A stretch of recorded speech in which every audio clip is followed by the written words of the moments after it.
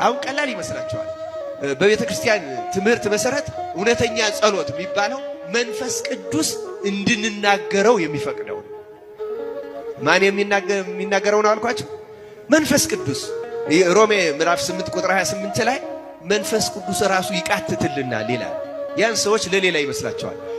ሕገ እግዚአብሔር ጠብቀው በትህትና የሚኖሩ ሰዎች ዳዊት ባይደግሙ፣ ውዳሴ ማርያም፣ መልካ ማርያም ባያደርሱ በእነሱ መንፈስ ቅዱስ ስለነሱ ጸሎት ያቀርባል። የሚናገሩትን ይሰጣቸዋል ማለት ነው። ስለዚህ ነው ይሄ ሰውዬ አምላኬ ሆይ እኔን ኃጢአተኛውን ይቅር በለኝ የሚለውን የሰጠው መንፈስ ቅዱስ ነው።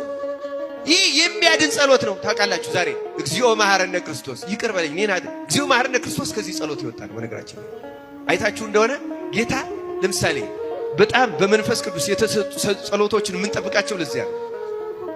በቀኝ የተሰቀለውን ሽፍታ በመጨረሻው ቅጽበት በዚያች ትህትናው ጌታ ሆይ በመንግስት በመጣ ጊዜ ምን አድርገኛል አስብ። ይቺ የሽፍታው አይደለችም፣ የመንፈስ ቅዱስ። የዚህም ቀራጭ እሱ አይደለችም፣ የመንፈስ ቅዱስ። ስለዚህ የመንፈስ ቅዱስ ስለሆነ ቤተክርስቲያን ሁለቱንም አምጥታ ቅዳሴያችን ውስጥ አስገባቻቸው። ይኸው ተዘከረነ እግዚኦ ውስተ መንግስት እንላለን። ለምን?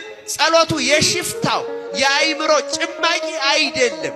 ከትህትናውና ራሱን ከመውቀሱ የተነሳ በእርሱ መንፈስ ቅዱስ የሰጠው ጸሎት ነው። እግዚአብሔር መንፈስ ቅዱስ የምንጸልየውን ይስጣል። ለዚህ ነው ክርስቲያኖች፣ ኦርቶዶክስ ክርስቲያኖች ዳዊት የምንደግመው ውዳሴ ማርያም፣ ይሄ ውዳሴ አምላክ የመሰለ ቅዳሴን የመሰለ ሰዓታቱን የመሰለ ኪዳኑን ትምህርተ ቦታዎችን የመሰለ የምንጸልየው እውነተኛ ጸሎት ማለት መንፈስ ቅዱስ የገለጸው ጸሎተ ነቢያትን የምንደግመው ጸሎተ ማርያም ሁሉ ጊዜ የምንደግመው። ምክንያቱም በመንፈስ ቅዱስ የሰዎች ታበዮ ነፍሴ የእመቤታችን የአይምሯ ውጤት አይደለም፣ በእሷ ያደረ መንፈስ ቅዱስ እንድጸልየው ያደረገ። ስለዚህ ክርስቲያኖች እውነተኛ ጸሎት ማለት ከመንፈስ ቅዱስ የሚገኝ ማለት ነው። እኛ መንፈስ ቅዱስን እንዳያድርብን በኃጢአታችን ስላባረር ነው ያደረባቸው ሰዎች የጸለዩትን ጸሎት ምን ጸለዩ ለዚያ ነው። ባያድርብን እንኳን ብናፈናቀለው ብናባረረው እንኳን እሱ ያደረባቸው የገለጸላቸው ጸሎት መጸለይ። እግዚአብሔር ይህን ጸሎት አጥብቀ